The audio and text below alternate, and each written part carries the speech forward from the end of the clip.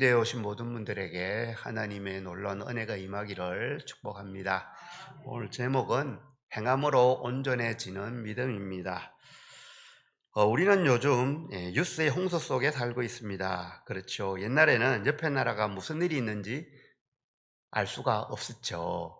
그리고 크게 영향을 받지 않습니다. 그런데 지금은 다릅니다. 비행기 타고 12시간을 날아가야만 하는 그 나라에 어떤 일이 생기면은 한국에 영향을 그 다음날 바로 줍니다. 예, 주식하시는 분들, 그렇죠. 우리하고 아무 관계가 없는 것 같은데 바로 영향을 받습니다. 예. 참 우리는 그래서 이 지구상에 어떤 일이 일어나는지 늘 관심을 가지고 지켜봅니다. 그런데 요즘은 가짜 뉴스가 참 많습니다. 너무 진짜 같아서 깜짝 속지요. 그리고 놀라기도 합니다. 특별히 전 세계를 예, 뒤덮었던 코로나 시대에 가짜뉴스가 참 많았습니다. 그때 가짜뉴스의 가장 큰 피해는 교회가 받습니다. 저는 그 당시에 싱가포르에 있었습니다. 그런데 한국에서 오는 뉴스를 보면 거의 매일 나왔습니다. 교회 때문에 코로나가 엄청나게 퍼지고 있다. 한 며칠 막 계속 되더라고요. 그래서 싱가포르 사람들은 대한민국 교회는 이상하다. 왜 정부의 시책을 따르지 않나. 이런 이야기를 참 많이 들었습니다. 그런데 나중에 보니까요. 교회발 집단 감염 심각하다라고 그렇게 많은 뉴스가 났는데 실제로 개신교의 교회나 카톨릭이나 또는 뭐 불교나 이런 모든 종교를 다 합쳐가지고 종교 기관에서 코로나가 감염된 거는 8%밖에 안 됐습니다. 그런데 요건 얼마나 먹었을까요? 한 80% 먹은 것 같아요. 그죠? 네. 코로나의 원흉이 되었습니다. 예, 교회가 참 가짜뉴스 정말로 무섭습니다. 코로나 이후에 교회 신뢰도가 급락했습니다. 그리고 회복이 잘 안 됩니다. 아직까지도 많은 사람들은 자기가 듣고 싶은 것, 보고 싶은 것만 보기 때문에 한국 교회 때문에 한국의 코로나가 그렇게 퍼졌다고 생각하는 사람이 의외로 많습니다. 이것이 가짜뉴스라는 거죠. 교회 밖에서 이렇게 가짜뉴스가 나오는 것은 우리가 막기가 참 어렵습니다. 대응을 해야 되겠지만, 그런데 교회 안에도 가짜뉴스가 있다는 거예요. 놀랍지 않습니까? 그것은 바로 오직 믿음으로 구원받기 때문에 행함은 전혀 중요하지 않다. 이런 가짜뉴스라는 겁니다. 이렇게 주장하는 사람이 많았다는 거예요.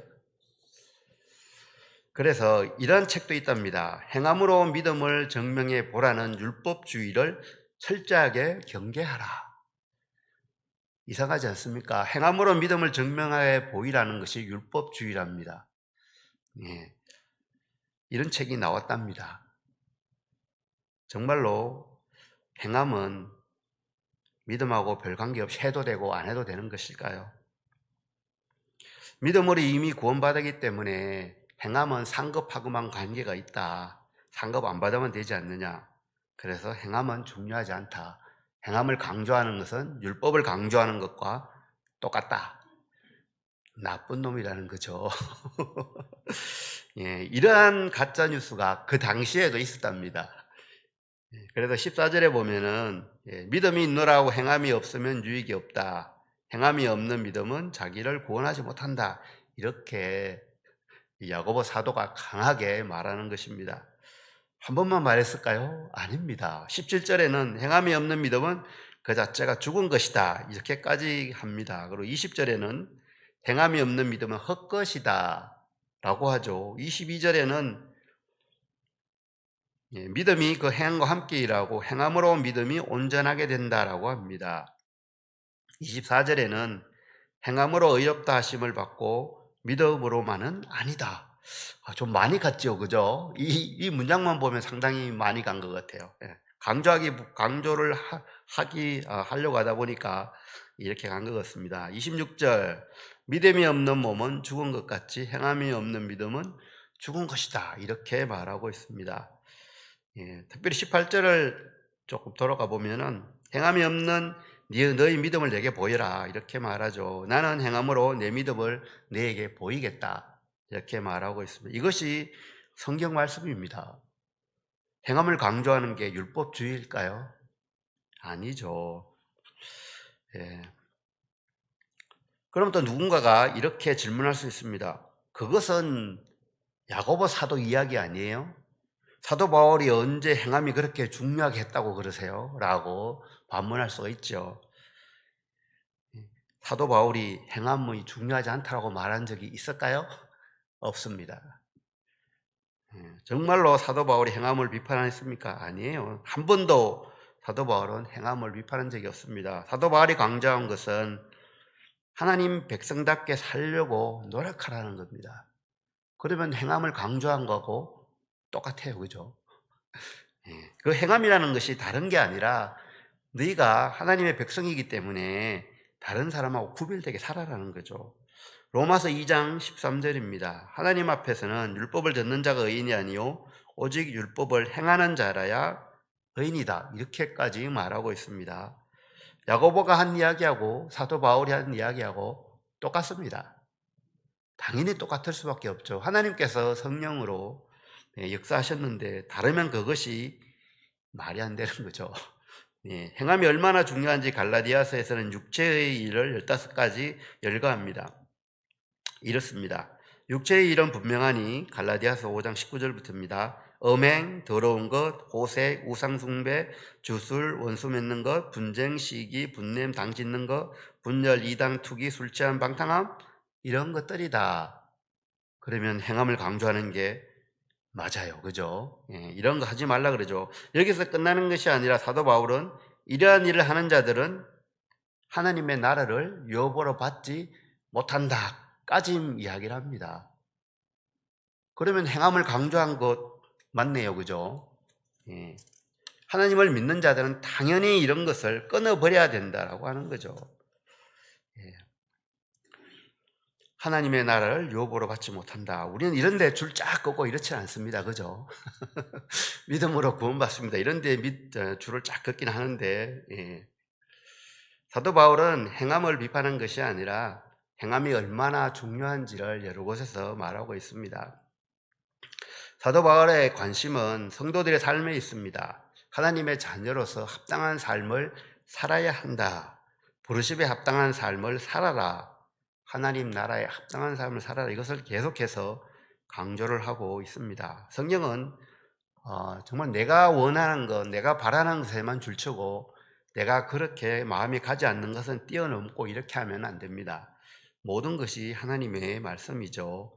로마서 3장 20절입니다. 율법의 행위로 그 앞에 의롭다 하심을 얻을 육체가 없나니 율법으로는 죄를 깨달음이라. 사도 바울이 비판하는 것은 순종의 몸부림이 아니라 율법을 지킴으로 인해서 구원받는다 하는 이상한 사상을 비판하는 겁니다. 할례를 받았다고 나는 구원받았어. 이런 것 하지 말라는 거예요. 나는 안식일을 잘 지키니까 구원받았는데 저쪽에 있는 쟤는 안식일을 잘 안 지켜. 하나님이 쟤는 구원 안 해줄 거야. 이런 것 하지 말라는 거예요. 사도 바울이 강조한 것은 예수 믿어야지 구원받아 이겁니다. 행함이 중요하지 않다는 말을 단 한 번도 한 적이 없습니다. 성경이 말하는 믿음은 충성과 같은 의미입니다. 한국어로는 대부분 이 단어를 믿음이라고 번역을 했는데 헬라 원어로는 피스티스인데요. 문맥에 따라서 충성으로 번역을 하기도 합니다. 사도행전 16장에 바울과 실라가 옥에 갇혔습니다. 그래서 간수한테 이야기하죠. 주 예수를 믿어라. 그래야만 너와 내 집이 구원을 얻으리라고 하는데 여기서 믿으리라는 충성한다는 말하고 똑같다 그랬죠. 그럼 말을 바꿔보겠습니다. 주 예수께 충성하라. 그래야만 너와 내 집이 구원을 얻으리라. 느낌이 오시죠? 간수는 황제에게 충성해야 될 사람입니다. 자기 상관에게 충성해야 됩니다. 그런데 이제는 더 큰 하나님께 충성해라. 그래야지 네가 구원을 얻는다. 이 말을 하는 겁니다. 믿음과 충성이 동일한 의미라는 거죠. 충성이란 말 자체는 순종이 이미 포함되어 있습니다. 그렇지 않습니까? 그렇기 때문에 성경은 행함을 배제한 믿음 자체를 이야기하지 않습니다. 행함이 있는 믿음을 진짜 믿음이라고 하죠. 오늘 본문에는 행함이 없는 믿음에 대해서 7가지 정도를 이야기를 하고 있습니다.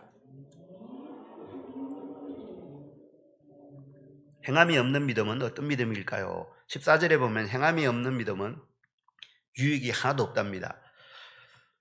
쓸모가 하나도 없다는 거죠. 쓸모가 없으면 버려야죠.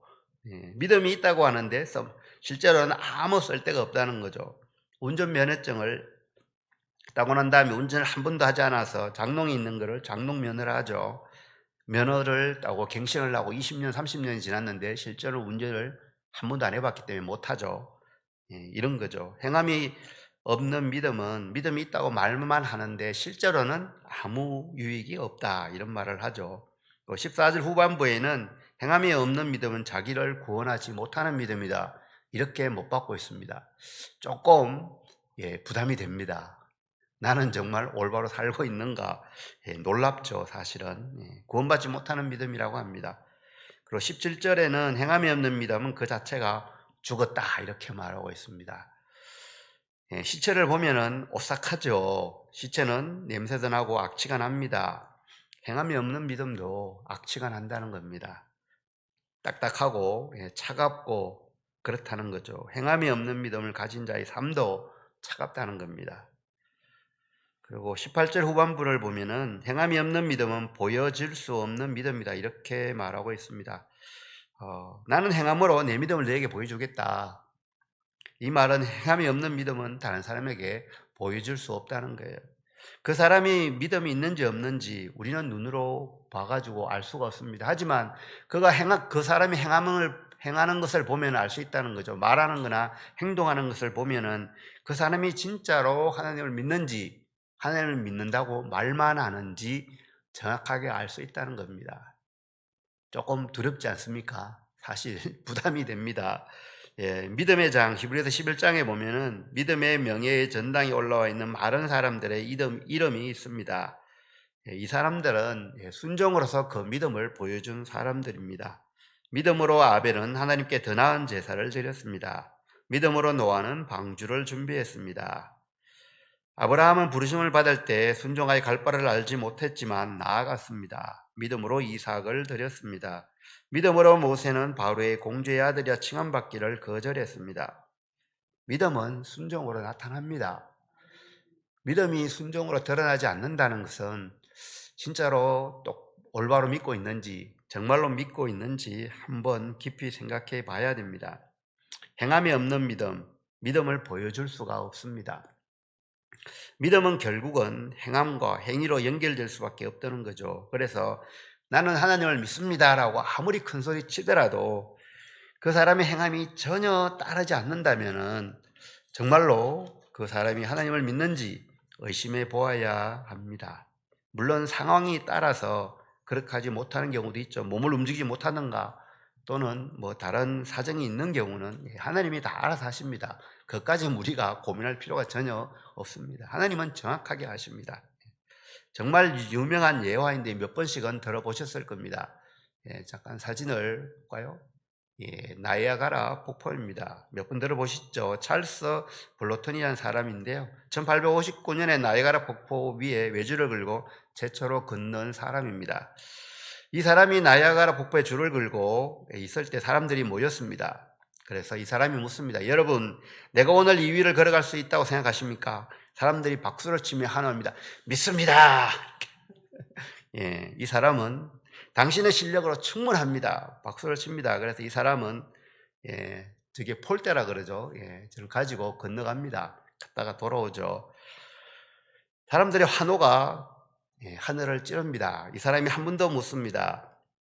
여러분, 제가 등에 사람을 태우고 여기를 갔다 올 수 있겠습니까? 사람들이 환호를 합니다. 당연하지요. 우리 믿습니다. 라고 합니다. 그때 이 사람이 한마디 더 합니다. 내 등에 타실 분 손들어 보세요. 누가 탔을까요? 다음 사진 보여주세요. 네. 한 사람이 나옵니다. 저는 믿습니다. 이 블로딘의 매니저였습니다. 사람들은 혹시라도 나하고 눈이 마주치면 어떡하나 싶어가지고 계속 땅만 보고 있습니다. 혹시라도 당신 믿습니다라고 말했는데 내 등에 타세요라고 하면 큰일 나잖아요. 그죠? 네. 참 이 예화는 우리한테 많은 것을 생각하게 합니다. 우리가 늘 입으로 하나님을 믿습니다라고 하고 예배 자리에 나오지만 정말 우리는 하나님을 믿는지, 그것을 참 돌아보게 하는 그림입니다. 믿음은 소리치는 것이 믿음이 아니라는 거죠.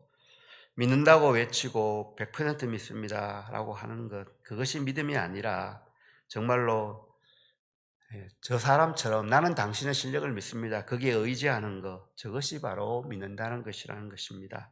믿음은 행함으로 나타납니다. 그 사진은 그만 보면 됩니다. 19절에 행함이 없는 믿음은 귀신의 믿음 정도라고 합니다.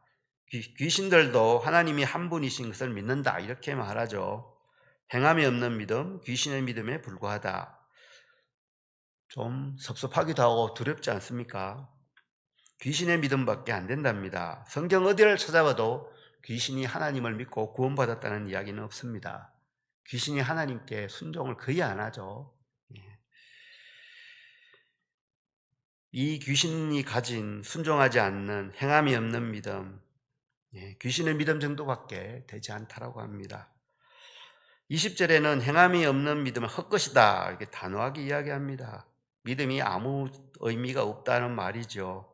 정말 믿음이 있다면 행함으로 나타나야 되는데 전혀 행함이 없는 것은 아무 쓸모가 없다. 한 번 더 이야기하는 겁니다. 26절에는 행함이 없는 믿음은 죽어서 영혼 없는 몸과 똑같다 이렇게 이야기하죠. 몸과 영혼이 분리되는 것이 사망입니다. 그렇지 않습니까? 행함이 없는 믿음은 아무 의미가 없다는 거죠. 우리 생각에 믿음과 행함 어떤 것이 더 중요하냐라고 했을 때 우리는 대부분 믿음이 중요하다라고 대답합니다. 맞습니다. 믿음이 중요합니다. 그런데 행함이 전혀 보이지 않으면 정말로 그것이 믿는 건지 그것은 의심을 해야 된다는 거죠. 야고보는 놀라운 이야기를 합니다. 영혼이 없는 몸, 죽은 것 같은 행함이 없는 믿음, 그것은 다 헛것이다, 죽은 것이다 라고 하죠. 영혼과 행함을 하나로 묶고 몸과 믿음을 하나로 묶어서 이야기합니다. 그만큼 중요하다는 거죠. 절대로 분리돼서는 안 된다는 말을 하고 있는 겁니다. 믿음과 행함이 하나다, 절대로 분리될 수 없다, 이 이야기를 하는 겁니다. 우리는 잘 압니다. 종교개혁가 루터 얼마나 위대합니까? 그런데 이 루터가 야고보서를 지푸라기 서신이라고 했습니다. 이유는 간단합니다. 루터는 오직 믿음을 강조하고 싶습니다. 그래서 실제로 믿음을 강조했습니다. 그 시대에 살았습니다. 왜냐하면 가톨릭 사람들이 워낙 행함을 강조해서 행함을 강조해야 되는데 행함을 강조하면서 돈을 자꾸 뜯어냅니다. 그런 상황 속에서요. 루터는 믿음을 강조할 수밖에 없습니다. 그 시대의 상황에서는 면죄부도 만들고 뭐 이렇게 하죠. 그래서 야고보서의 행함을 강조하는 그것 자체가 싫었죠. 그래서 지푸라기 서신이다 이렇게 말을 합니다. 그런데 믿음은 그 자체가 행함이 없는 믿음은 죽은 믿음이라는 거죠. 루터는 오직 믿음으로 구원받는다고 했습니다. 이것을 두 개 합치면 됩니다. 어떻게 될까요?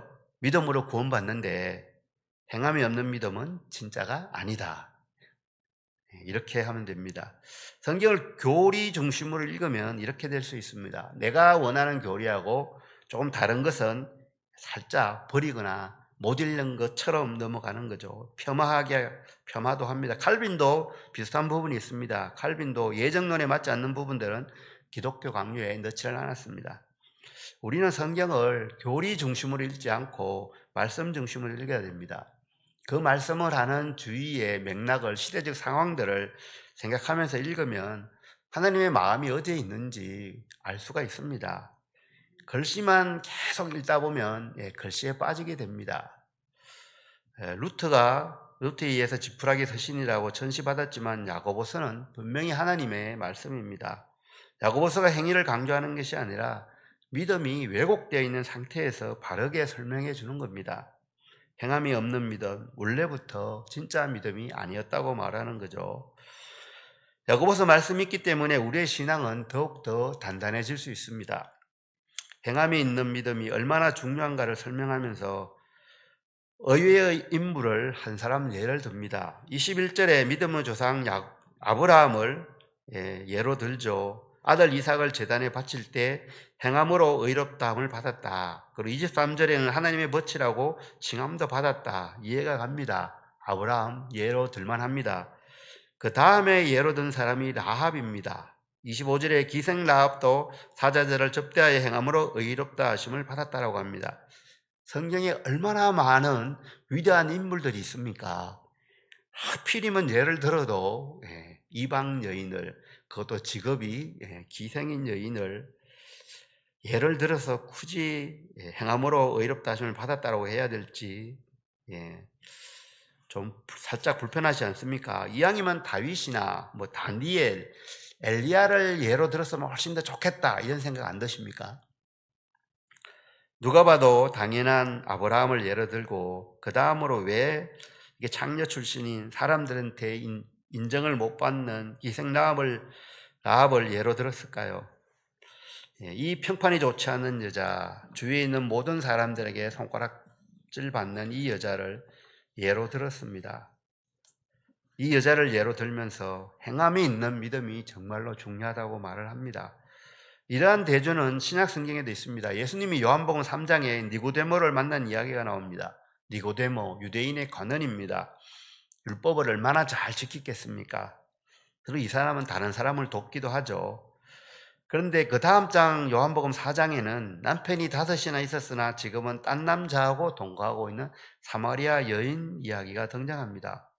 이 두 이야기에 공통점이 있을까요? 있습니다. 두 사람 다 예수님이 필요하다는 겁니다. 아브라함과 라합.